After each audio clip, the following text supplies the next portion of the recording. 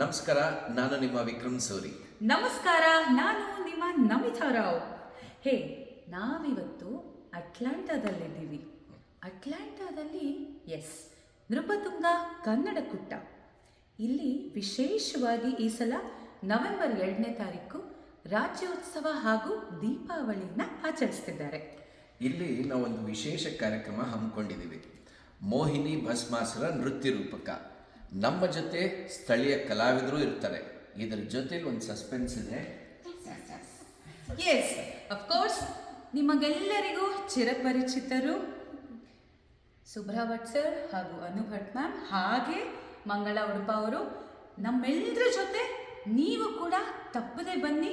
November 2ನೇ ತಾರೀಕು ನೃಪತುಂಗ ಕನ್ನಡ ಕೂಟದಲ್ಲಿ ಸೇರೋಣ ಮೋಹಿನಿ ಭಸ್ಮಾಸುರದೊಂದಿಗೆ.